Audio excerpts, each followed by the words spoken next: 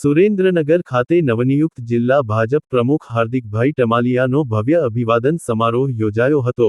સુરેન્દ્રનગરના મંગલભવન ખાતે ભાજપ દ્વારા આયોજિત આ અભિવાદન સમારોહમાં પ્રદેશ ભાજપના મહામંત્રી હિતેન્દ્રસિંહ ચૌહાણ, પ્રદેશ ભાજપના ઉપપ્રમુખ ગૌતમભાઈ ગેડિયા, સાંસદ ચંદુભાઈ સિહોરા, નાયબ મુખ્ય દંડક જગદીશભાઈ મકવાણા, ધારાસભ્ય કિરીટસિંહ રાણા અને પીકે પરમાર, પૂર્વ જિલ્લા પ્રમુખો, પ્રદેશ ભાજપના પૂર્વ ઉપાધ્યક્ષ વર્ષાબેન દોશી વિગેરે ઉપસ્થિત રહ્યા હતા।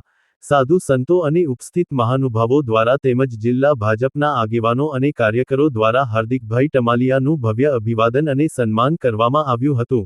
તેમજ જિલ્લા ભાજપના અધ્યક્ષ તરીકે તેમના નેતૃત્વમાં ભાજપને ખૂબ સારી સફળતા મળે તેવી શુભેચ્છા પાઠવવામાં આવી હતી।